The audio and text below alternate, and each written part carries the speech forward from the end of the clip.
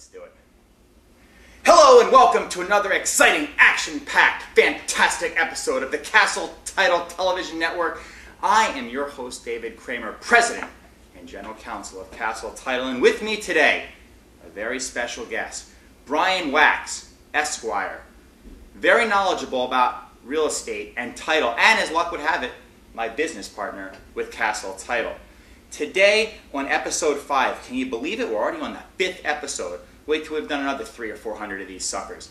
We're going to talk about a very important and timely issue, REO properties. Now, I know you hear REO and you're automatically thinking of the great song by Duran Duran from the 80s. Good song, got it in your head, and for the next 30 seconds, try real hard not to hum it. You're humming it, aren't you? In my head. I know. Well, thank God no one can hear. So, today we're going to talk about REO properties. What are they? How to invest them? Really, this show is all about one thing. What's that one thing? Them. It's about you. It's about keeping it real so you get your best real estate deal. That's pretty good, huh? Great stuff. Catch it, yeah. REO, real estate owned. They're very popular because many people in America are having a hard time paying their mortgage, and the bank's not happy about that, so they're coming in and taking back the home. So the question is, how do you go about closing one of these bank-owned properties? So I'll start by asking you. You go out, you enter into a contract with the owner of record, and then the question is, what happens next? Yeah, well, David, it's important to keep in mind with these REOs, a lot of people don't even know what they are. REO stands for real estate owned property, and it's the division within the bank that owns assets. They call them assets when they become the property of the bank, and banks are not in the business of owning property. They don't like to own real estate. So they want to liquidate those properties as quickly as possible. So what they do is, the genesis of a REO transaction deals with, it's really the end product of a foreclosure sale. In other words, the property starts whereby your owner can't pay their mortgage, just like you explained.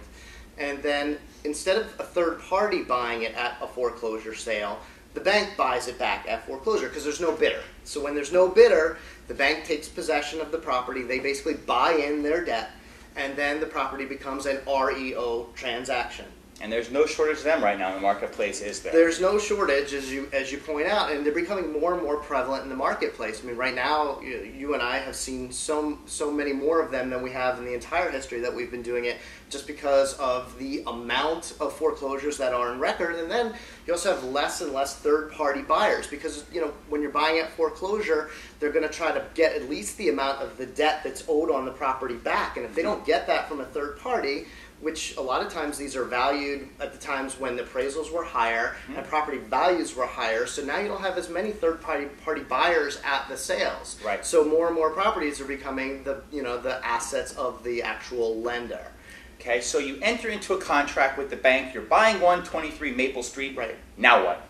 Well, even before we get to the contract, and I guess it's kind of important to point out, a lot of what we're saying is specific to Maryland and our jurisdiction that we practice mostly in is Maryland. There's a wide difference in how foreclosures and REOs are handled per jurisdiction. So there might be some analogies that could be gleaned from what we're saying about Maryland, and there are certain similarities, but keep in mind most of what we're going to be talking about is a Maryland-based scenario. I will just put the caveat, we do work in a number of other jurisdictions. We do. Pennsylvania, Virginia, District of Columbia. But sure, my expertise happens to be in Maryland. Yeah, let's talk about Maryland. Right. So Maryland, it's very merry, and its land. It's a very important state, a little small, but wonderful people. Right. All of that, and then what would happen? The time that a title company starts getting involved in a REO transaction, especially the title company that works for the seller, you might find in REO transactions there's a seller's title company and a buyer's title company. The seller's title company gets involved in the REO sale very early in the transaction, specifically right after the foreclosure is complete or almost complete, by the time it's ratified or thereabouts. And our job as the seller's title company is to make sure that there are no liens, mortgages, encumbrances, anything that would inhibit the bank from passing clear title to a third-party buyer. Okay. And largely what we're doing at that point, David, is we're looking at the foreclosure proceeding, because most of the title impediments would get cleaned up in the foreclosure process. So either when the trustees give notice to all the junior lien holders of all of the mortgages, encumbrances that are junior to the foreclosing mortgage, all that stuff's going to get cleaned up in the foreclosure proceeding. So we as the seller's title company are making sure the foreclosure proceeding was done properly. And we're also looking at senior mortgages, senior to the foreclosure deed of trust, and making sure that those can be indemnified or otherwise resolved so they would not impair the clear passing of title. Well, I think that you've brought up a really good point, is that there's title companies that handle the seller side, and then once the property goes under contract, which could easily be months or a year or even more, then it shifts to the buyer, because the buyer ultimately has control over who is going to handle the closing on their property. However, many times these REO banks give certain incentives to the purchaser of the property to use the seller title company that's already done work on the deal.